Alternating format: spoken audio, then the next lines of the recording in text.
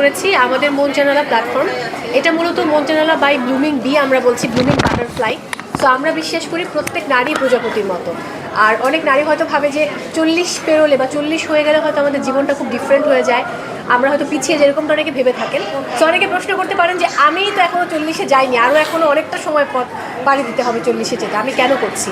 So আমি এবং আমাদের আরও একজন আমাদের এই প্রতিষ্ঠানের পার্টনার হাসিফ ভাই, আমরা ঠিক করলাম যে আমরা 40 শুধু নারীদের শারীরিক এবং মানসিক স্বাস্থ্য নিয়ে কাজ করব। শুধুমাত্র মানসিক স্বাস্থ্য বা শারীরিক স্বাস্থ্য না, আমরা আসলে নারীদের আর্থিক মুক্তি, তারা যেন পিছিয়ে না পড়ে এবং 40-এ পৌঁছালে যেন মনে না করে যে আমার জীবনটা বোধ হয় অনেকটা শেষের দিকে, এমনটা ভাববার কোনো কারণ নেই। আমরা মনে করি 40-এ আসা মানে হচ্ছে নতুন করে জীবনের শুরু, এবং এই শুরুটা নিয়ে আমরা আসলে কাজ করতে চাই। কারণ মানুষ যখন বা কোনো নারী যখন 40-এ পদার্পণ করে তখন তিনি পরিপূর্ণ একজন নারী হয়, আমরা সেটা বিশ্বাস করি।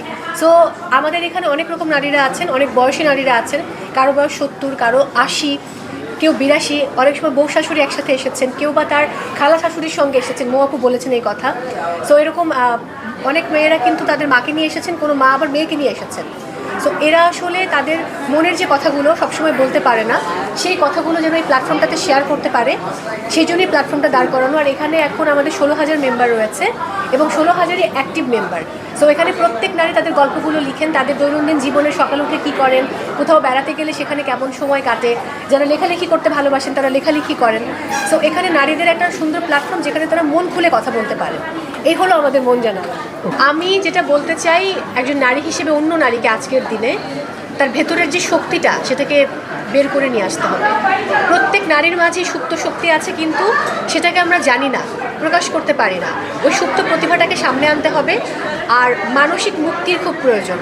আমরা হয়তো সবাই বলি যে আমরা অনেক স্বাবলম্বী কাজ করছি, কিন্তু প্রত্যেকের মানসিক মুক্তি নেই। সো যখন মানসিকভাবে একজন নারী মুক্তি হবে, মানে মুক্ত হবে, মুক্তি পাবে, তখন তিনি অনেক স্বাবলম্বী হবেন, তার আর্থিক মুক্তিও মিলবে এবং তিনি বাকি 10 জন নারীকে নিয়ে সামনে এগোতে পারবেন। এই যে আমরা যে একসাথে এরকম সবাই একসাথে মানে একটা প্ল্যাটফর্ম দাঁড় করিয়েছি, এখানে আমি আমার কজন বন্ধুকে পরিচয় করিয়েছি যারা আমার নারী বন্ধু, এবং আমি মনে করি তারা আমার সবচেয়ে বড় শক্তি। সো একজন নারী হয়ে অন্য একজন নারীকে সাপোর্ট করতে হবে এবং সেই সাথে নেগেটিভ বিষয়গুলো না ভেবে কতটা ইতিবাচকভাবে পথ চলা যায়। আমরা তো কোনো কিছু শুনলেই চিলে কান নিয়ে গেছে সেই পেছনে ছুটতে থাকি। সো কোনটা সঠিক কোনটা বেঠিক, অন্যের কথা প্ররোচিত না হয়ে নিজের ওই বিবেচনা বোধ দিয়ে সেটা জানতে হবে, শিখতে হবে এবং অন্যকে সহযোগিতা করতে হবে। আর নিজের ক্ষেত্রটা নিজে তৈরি করে নিতে হবে।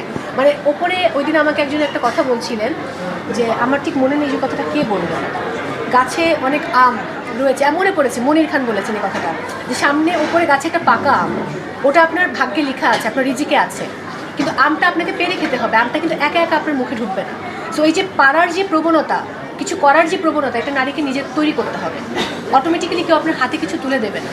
সো এই করার ইচ্ছাটা থাকতে হবে, ইচ্ছা শক্তি অনেক বেশি দরকার।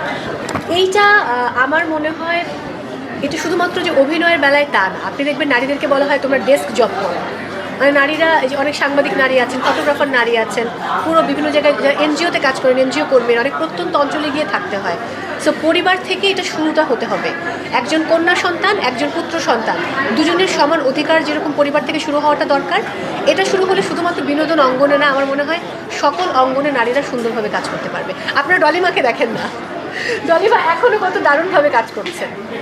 তিনি তো উজ্জ্বল মানে উদাহরণ আমাদের আজকের আয়োজনের। বা আপু এসেছে, হ্যাঁ মা কিন্তু বাধা দিত আমাকে, এক্স্যাক্টলি বলতো আমার বাবাকে বলতো, এই তুমি যে মেয়েকে বের হতে দিচ্ছ, আজকে বাদে কালকে বিয়ের ছেলে মেয়ের মা হবে, তাকে কদিন পরে সংসার করা লাগবে, এইভাবে ছেড়ে দেওয়া কি ঠিক?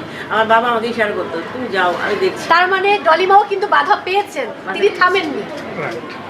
থামা যাবে না, থামতে নেই, নারীকে এগিয়ে যেতে হবে, থামতে মানে থামা যাবে না কোথাও আসলে। Okay, alright, thank you so much.